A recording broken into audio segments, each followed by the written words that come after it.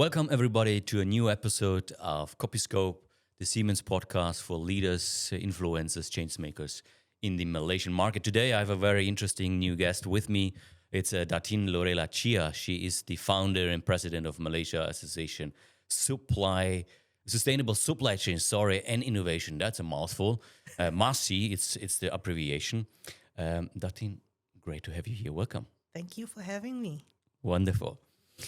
So, Lorela, you allowed me to call you Lorela, so to make it easier for me. So thank you very much. And Lorela, we know each other in passing for about half a year ish.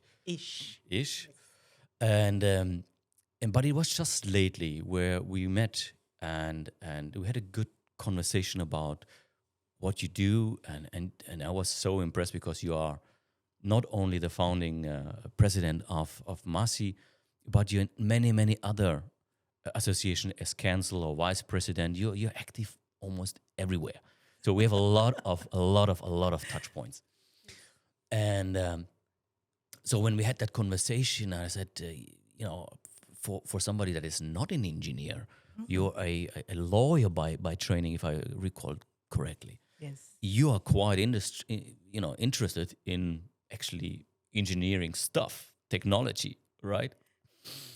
And you mentioned that while you're now very immersed in these topics and you're very well established and people are listening to your advices, it not always has been that way. You started off where people were not as supportive of your views or inviting you to participate.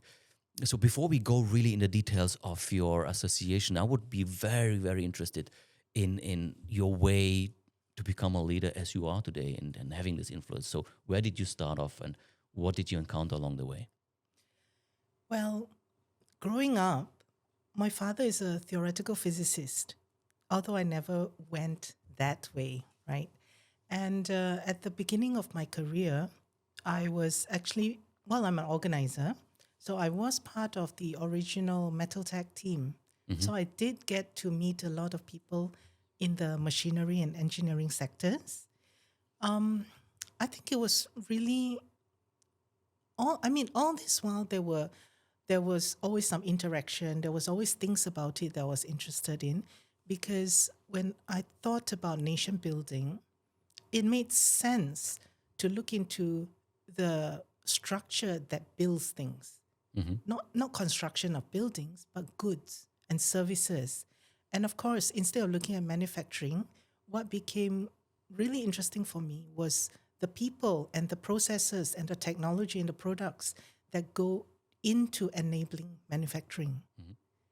And in a sense, I guess I was quite obsessed with it over the years. Right. And it was really during COVID that I had time to slow down. We were shut down, right? Lockdown. So I really had time to look into what I could do to help. And back then, there was a lot of the factories, a lot of the manufacturing sector, a lot of the engineering sectors, they needed help to get back into operations. Mm-hmm. And I guess that's where I really had a chance to really go deeper into all of these things. Because it's so easy, back then, it's so easy to spiral. Mm-hmm. The conditions were all there. We had many years of recession, and suddenly there's this pandemic that was growing, and people were just talking about how they can't afford things, there's no cash flow. So what we did, and it's not just me, there was actually a team of people. So what we did was to try to remind people that perhaps this is the time to consolidate, to relook at why you're doing what you're doing. Mm-hmm. And when you talk about things like that, that's where I'm uniquely qualified to look at this. My legal training taught me how to analyze complex situations, right, break it down, right, and see where the gaps are, right, and what you need to do step by step, one by one, bit by bit, right? So we actually, and this is through the MEPN, the Machinery and Equipment Productivity Nexus. Mm-hmm. Back then, we devised something called the P1010. And that's a self-assessment productivity tool. Mm-hmm. And I think all in all, over the years, about 7,000 companies took that. So they were able to just do a assessment of how productive the organization actually is. Mm-hmm. And these are not things that you can do when it's BAU because you'll be too busy, right? Right. So with that, there were about 70 companies, I think, that we brought to the next phase through what we call MIVAC, Mm-hmm. so the machinery and engineering virtual advisory clinics. Mm-hmm. And we paired these companies with veterans and industry advisors to see where their pain points are. And we moved on from there.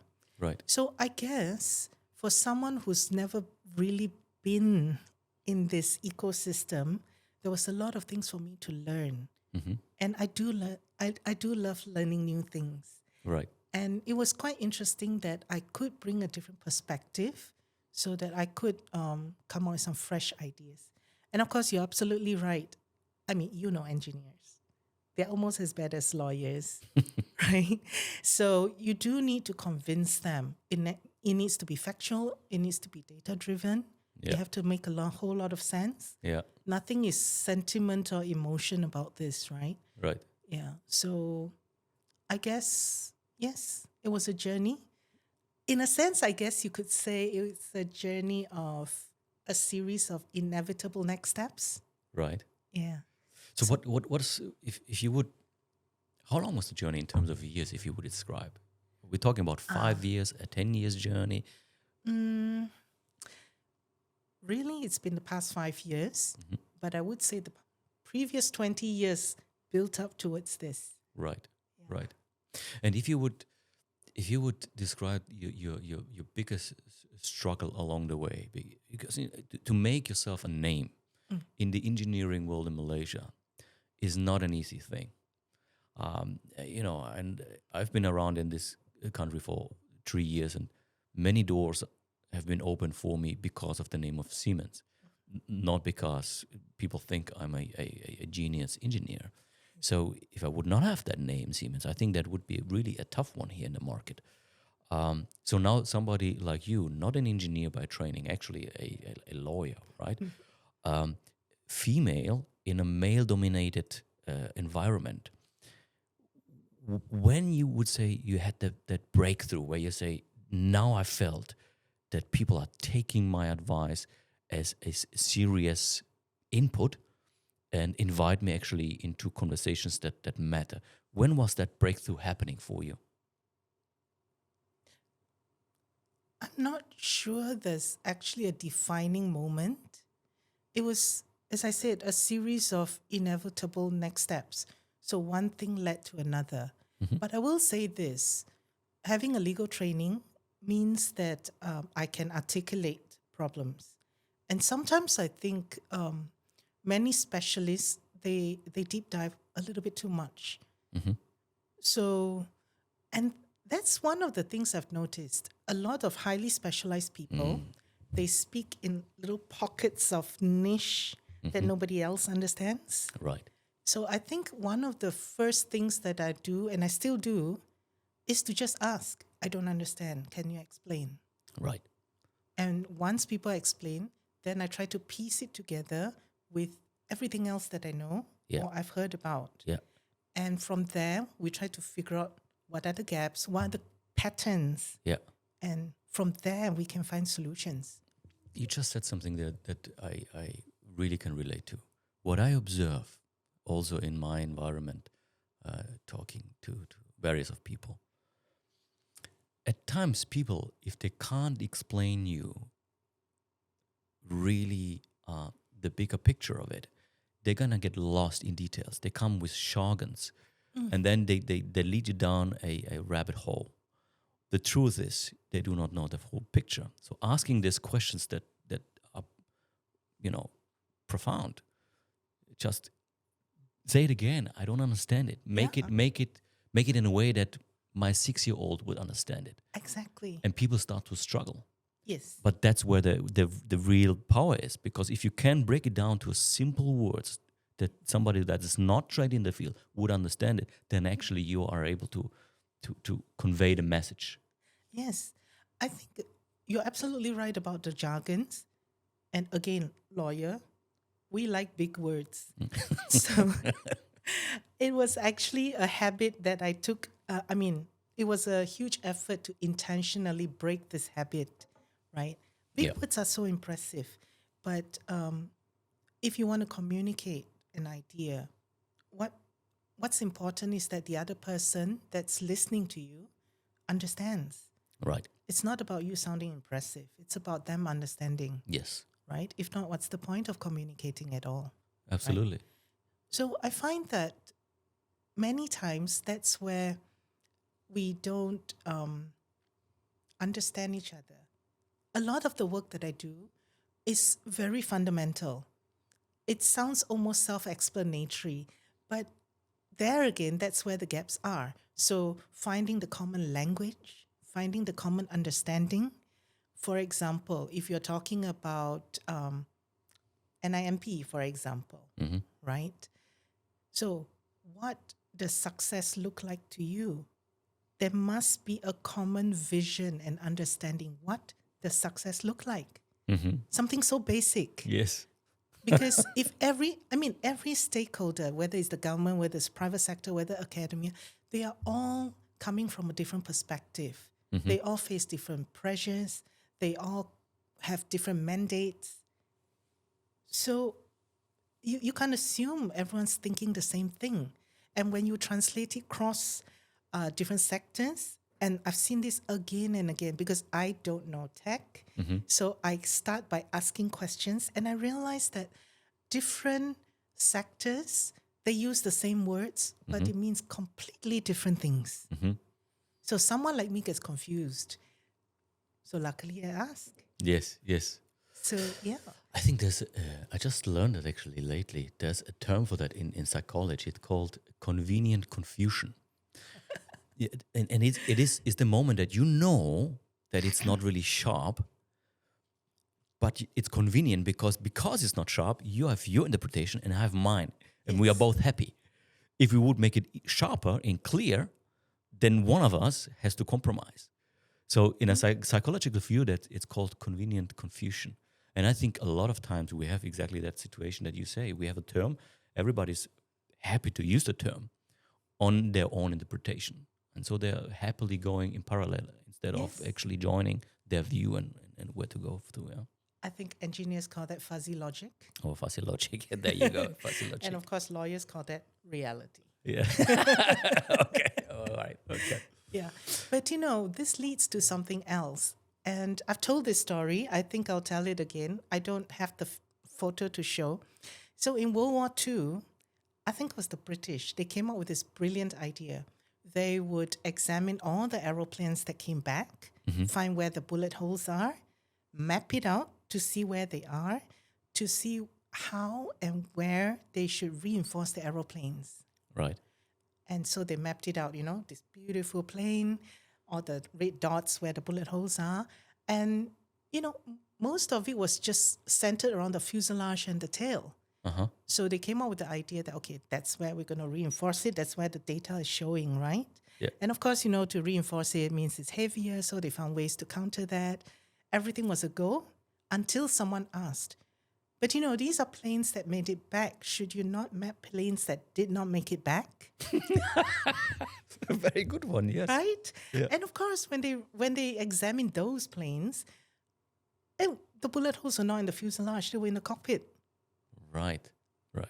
So this is, I think this is a classic example of what we call survivorship bias. So we map and we monitor and we measure what we see, Right. not what's critical. Right. Oh, that's a good one. I didn't know that story. I have to map that out. That's a good one. Yes. Right. But now talking a bit about measures, Yes. and maybe as a segue to MASSCI, tell me the story how you came to the idea to make that association to begin with, to found it, and what you're after really in this association. What is your dream for it? Okay, so it started quite simplistic. It was COVID. We were founded in 2022. right? So there was a downtime. There was, gaps in the global supply chain. Companies were complaining that they don't have work, and, rightfully so. And after close to 3 decades of international marketing and consultancy work, Mm. I felt I have a lot of dots to connect. And I thought if I could somehow connect the right dots, I could find a space in the global supply chain that Malaysian companies can enter. Yeah. And of course, any new chain needs to be sustainable, and anything sustainable can only happen with innovation. So that was the very simplistic thought initially. So I thought, okay, let me set something up and I'll connect dots. That's what I do.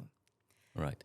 And once I went into it, then I realized that a lot of times it wasn't that the companies lacked ambition or determination or will. It was that there was a lack of coherence. The bigger picture, the system, Mm. there was no coherence. So everyone's doing pocket of things, Right. but the big picture was fuzzy. Okay.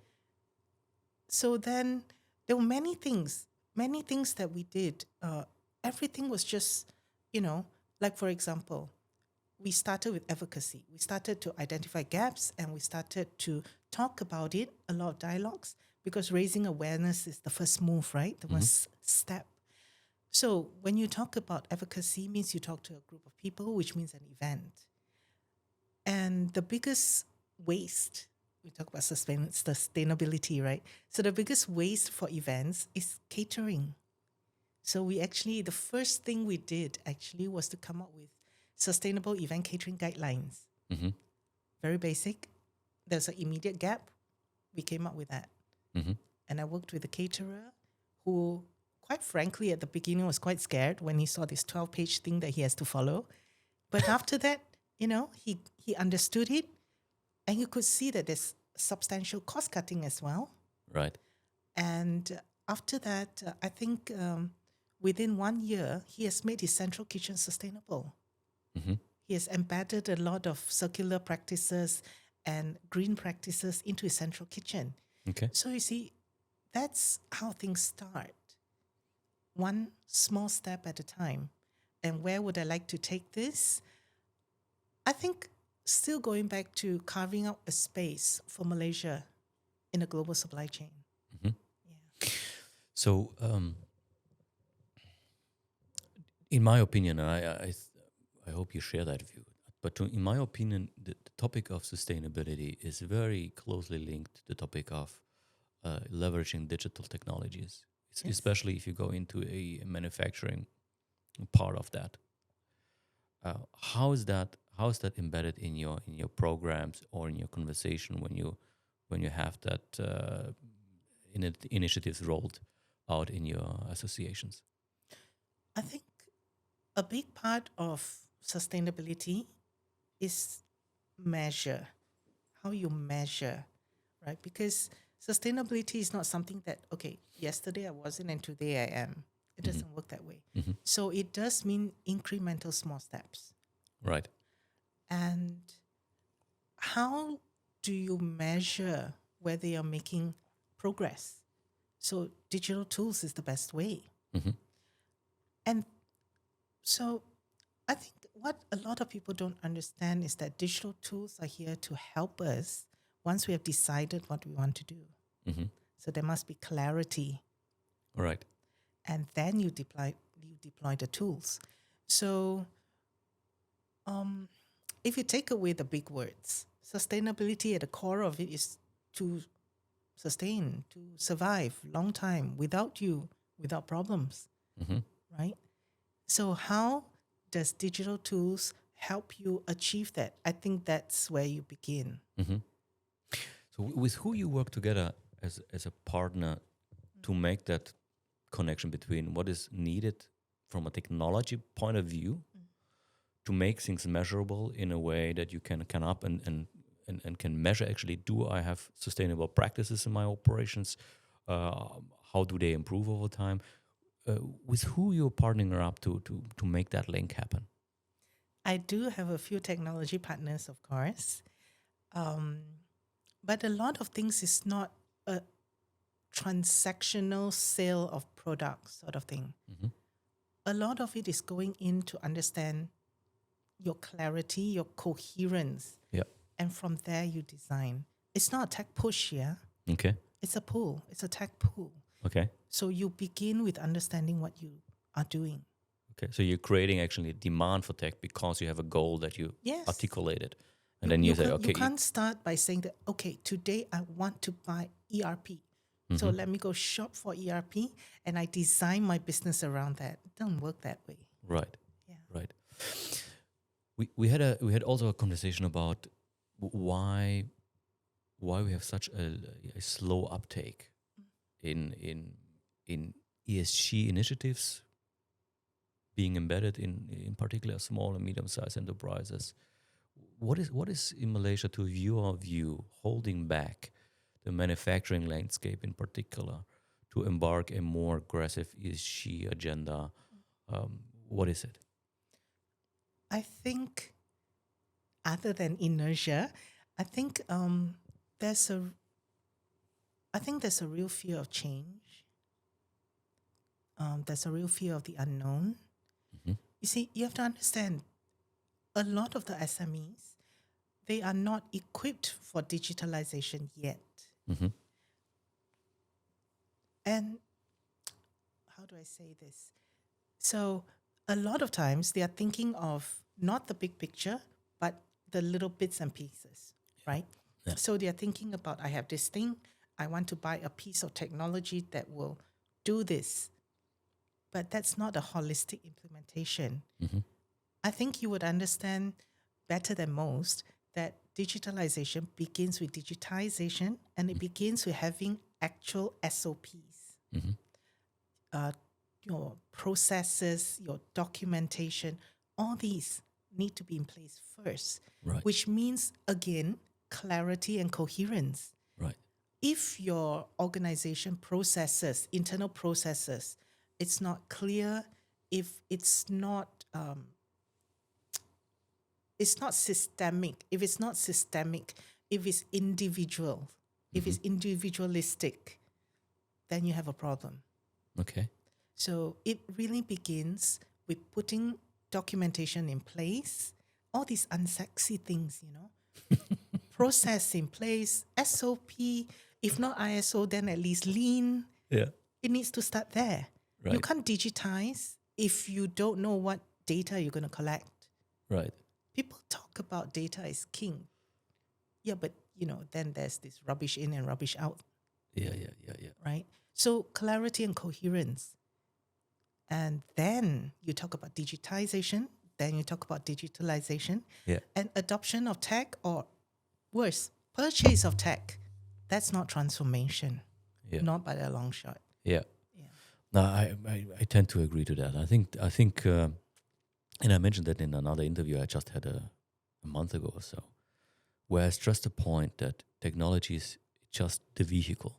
If you're Yes. unclear on what you want to achieve, whether it's sustainability or any other goal you're after, if you're not very clear of what you want to achieve, don't bother to go for new technology. No. It's a spending you don't see the value in.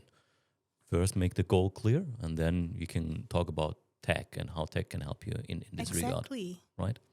So I do want to share this thing, okay? And it's stuck in my mind because it was just mind-boggling, I guess. So 2 weeks ago, I chaired a strategic supply chain transformation conference. At the beginning, we asked the audience, how prepared do they think their organizations are to respond quickly when market or regulatory conditions shift? I mean, we told them, to be brutally honest, only 17% felt they were well prepared. 17. 63% said they were moderately prepared, which means that the systems are in place but inconsistent. Right? So the next question, midway through the day, we asked them, what do they think is the factor that slows down their supply chains the most?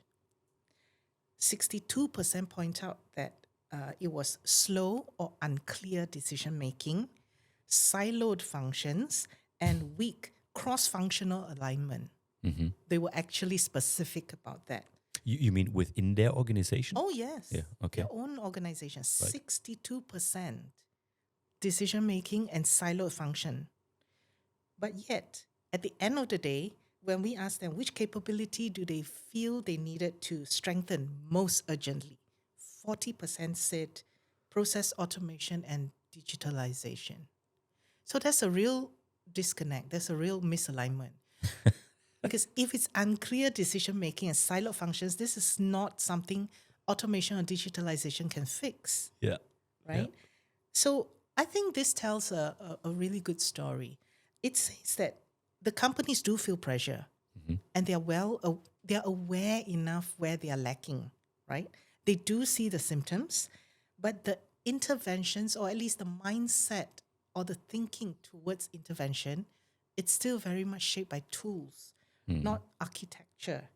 And this misalignment is what is causing the slow uptake. Because sometimes they try something small, a digital tool, and it did not achieve what they want. So that's that mismatch of expectations. Automation and digitalization is not going to solve organizational problems, Yeah. systemic problems. Yes. When I have conversations with customers, uh, um, I try at the first encounter when I meet them not to talk about technology, just to understand what do you want for your company to happen. Yes. And I couldn't agree more to this analysis you just mentioned. Technology is not the ultimate goal, right?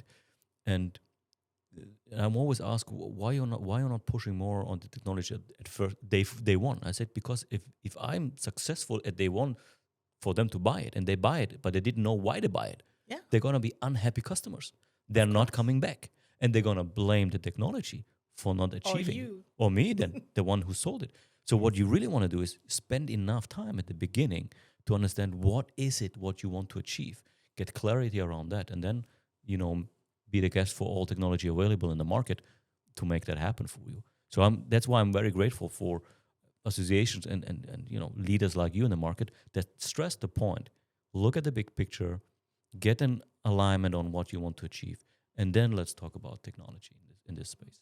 I think that's great. And I think that reveals a slightly bigger problem. Why people don't like to talk about it is because there's no tangible thing to look at, which means that after decades of talking about a knowledge-based economy, we are still not very, we don't value intangibles as much as we should, right? So it's still about that next flashy thing that we buy, that we can see and can hold and can touch. What we do about it, the design behind it, the coherence and clarity, these are intangibles and still perceived as not important. But if anything, I think today's world is moving towards that. Whether it's AI, whether it's ESG and sustainability, all this is pointing towards a more intentional way that you design the things and the way you do things. Right. This is a good segue to another question I had, because when I read up your resume, I saw that you actually published a article just lately, and I have to read it. It's how AI and robotics are transforming the workforce and driving economic growth, published in May 2025 in the Automate Asia magazine. Give me a brief rundown on what was the article all about, and why did you write it? Okay, I have to admit, I wrote this out of a moment of frustration. Okay. So I'm constantly being asked by people, are you looking to hire? Do you know companies who want to hire graduates with AI Yeah. skills? And I keep reminding them, you got to tell me what they were studying before the AI, right? Engineer with AI capability, a lawyer with AI capability, a fashion designer with AI capability, they are drastically different in skill set, right? And I think that's what a lot of people don't understand. These are tools. And then, of course, there's this big conversation that AI is taking away jobs and all that. Well, it's a yes and no, if you ask me.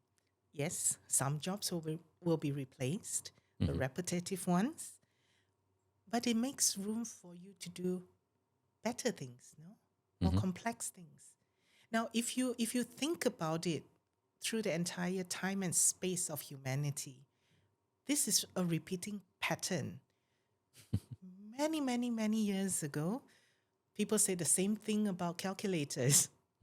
It's going to make us dumb. It's going to take away jobs of the people who do calculations. But did it really? You know? And then when the telco, so the telephones, again, we used to have to call a switchboard and there'll be people who plug and connect, right? So the thing was that they would lose their jobs once, phones evolved. But did they? Or were they just displaced into a different job, right? So if you really look at this is something that it's a pattern that repeats. It's not about the job being taken away by tech. It's about the nature of the job changing. Yeah. So that's what people need to understand. So having said that, the most obvious thing about AI and robotics is that, yes, new people entering this job market, especially in the M&E sectors, they do need to understand what AI is, what robotics are. They do need to have some level of capability in those areas, right? It also means that the company itself needs to understand these capabilities as well. And that was, I think recently I had a conversation with someone about talent, future-proofing talents. So the conversation is that when you future-proof talents, it means that you're teaching the young people, the fresh grads, the talents, how to become better talents, future talents, right? So they become more evolved. And then they go work in a dinosaur workplace. So it needs to be two parts, right? So the talents need to be future-proofed, but the workspace, the bosses, the management, the processes need to also be future-proofed. Right. And perhaps before you can talk about future-proofing, the right thing to do would be to now-proof. Are you ready for now before you talk about future? If you're not even digitized, you can't talk about digitalization, and you cannot talk about AI and robotics. You can't even talk about automation. But to your view, what is holding back the small and medium-sized enterprises to digitalize and to invest in new technology? Is it? It's too hard. Everything's not ready. So I can't. Okay, let me give you one example. I won't name names. So there's this company who entered a program where there's a certain level of grant for technology adoption. Right. Right. So this company was assigned an intervention. It was an ERP system, expensive one. Right. Luckily, before the company actually confirmed that they were taking this up, because it comes with a substantial purchase, right, which comes with a loan that they will need to service. They actually got a second opinion. They got another team to go in just for an assessment before committing to this huge loan. And what they found was that the data was not just siloed, it's fragmented silos. They totally needed to start with a digitization process. And before that could happen, they needed to start with the SOP building. Okay.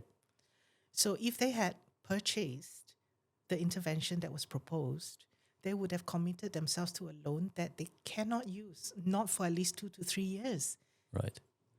So it's the starting point, to find the right starting point, Correct. declutter the processes and say, no, that's the piece of the process I want to start with, and get that clarity first before going at.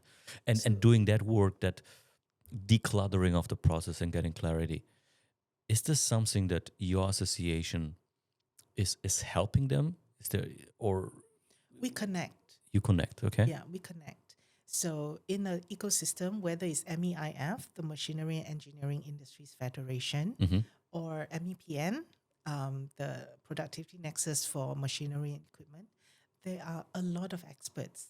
There's a lot of good work being done there. So we connect. But I think where I personally come in is to help them understand this needs to take place. Okay. So, and a lot of SMEs, they're scared. It's not just about the investment cost. It's also, if you're going to buy a new production line, is your factory big enough to have 2 parallel lines, right? Is there going to be downtime? And then the learning curve. Do my people even know how to operate it? Do I even understand it? Do my customers want it? How does that work? I've got something that's been working for 30 years. Why do I want to Why change? change? And the process of change, it's not just like I buy something and I put it on and plug and play, tomorrow it runs. That's not the case, right? So I need to probably get an extension of my factory to set up a parallel line. That in itself is going to be, oh wow, right? And how does that work? How do I deploy my people? What does that mean in terms of downtime? What does that mean in terms of me fulfilling my contracts? These are all things that they think about. So at the end, pure economic questions. What is what I'm investing, what I'm getting out of it, and how quickly? And how difficult. Yeah. Are we even equipped to do that? So before I do that, what are the things I need to get into? It's not just about buying a piece of machine or one solution. It's a whole lot of different things. What about the logistics behind it? What about the inventory behind it? Yeah. We are close to year end. Yes. If you would have 3 wishes free,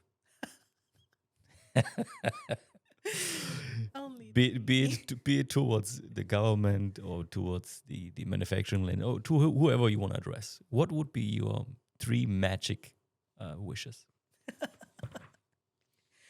I think earlier on, there was some talk about thinking about where supply chains will be in 10 years.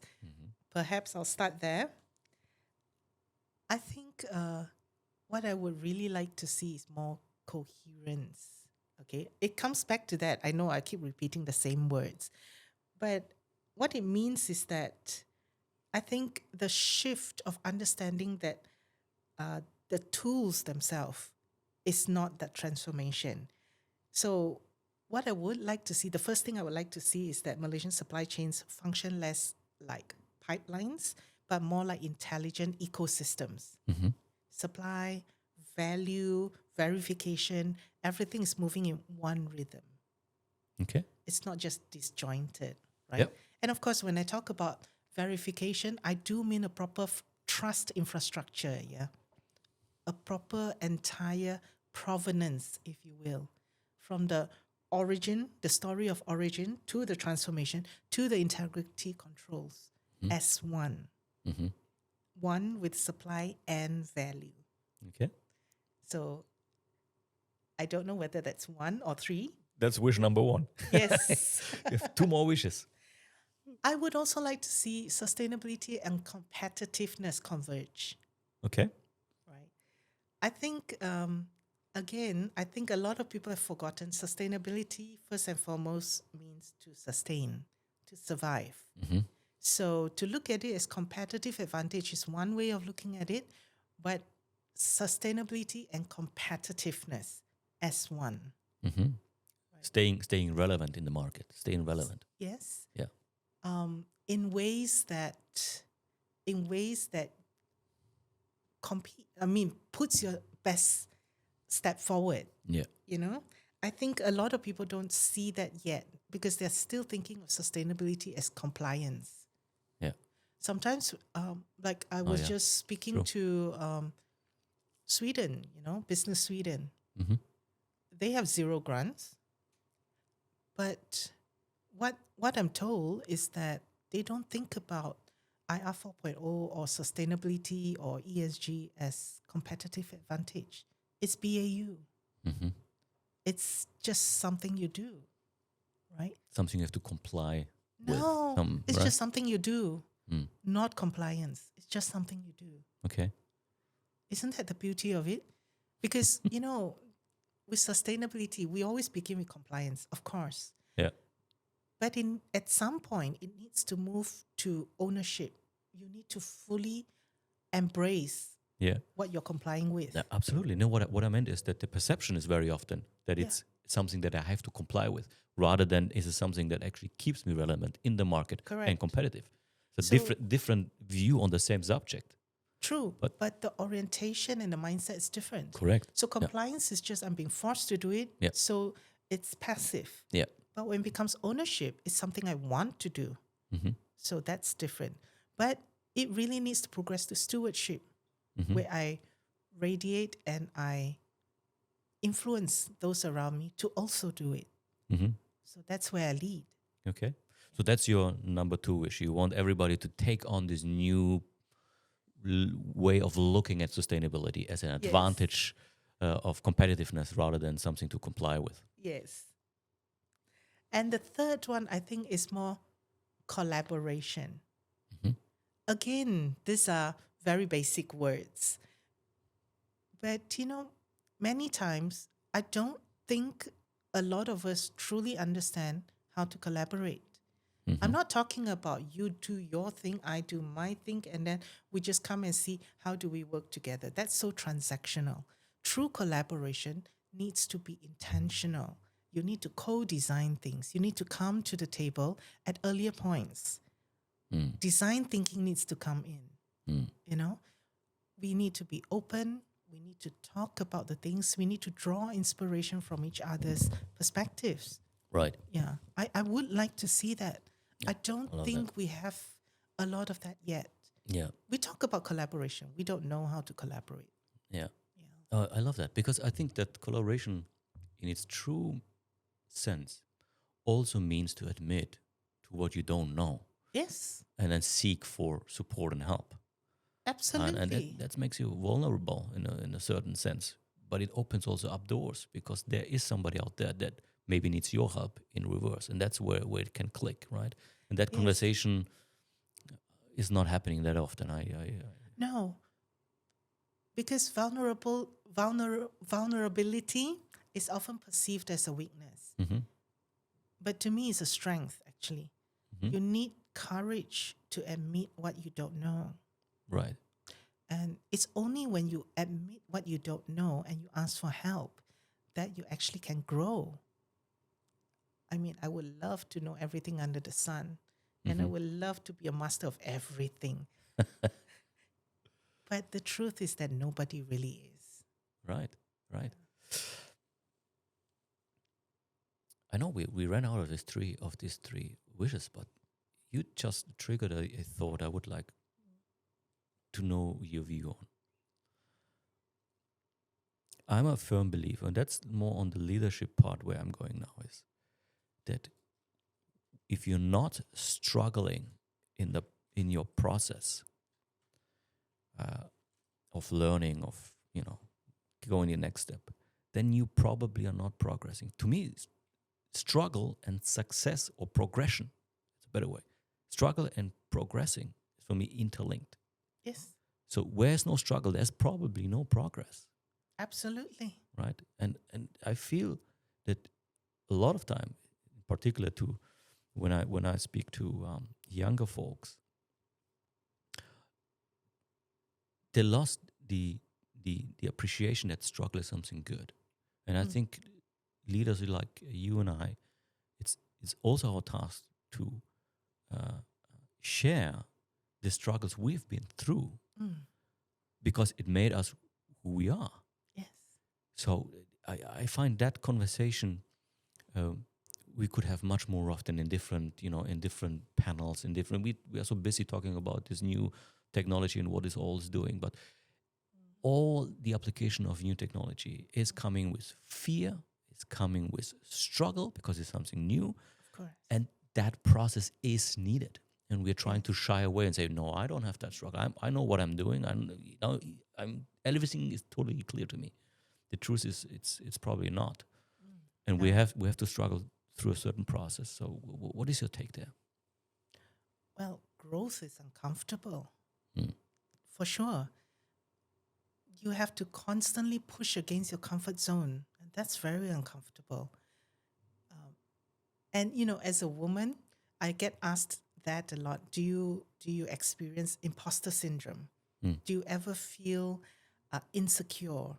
Do you ever feel unsure of yourself? Mm. Of course, every day.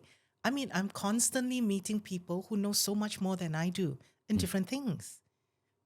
So the only way, for me at least, the only way for me is to just prepare, Mm-hmm. show up. Show up not just to be there, but show up prepared. Right. Someone asked me, do you not feel like you're undeserving to be at the seat at this table? Mm. And do you not think that you should give up your seat for someone more qualified? Mm-hmm. But the world is changing so fast. Who exactly is qualified? Yeah, exactly. Yeah. So especially to the young ladies out there, right? If ever anyone challenges you to something like that, don't give up the seat. Show up. Make sure you bring value. Yeah. Do your homework. Make sure you bring value. Mm-hmm.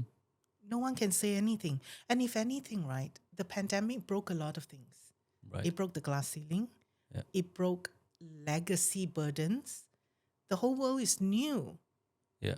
And for once, old shackles, old way of doing things may not serve you anymore,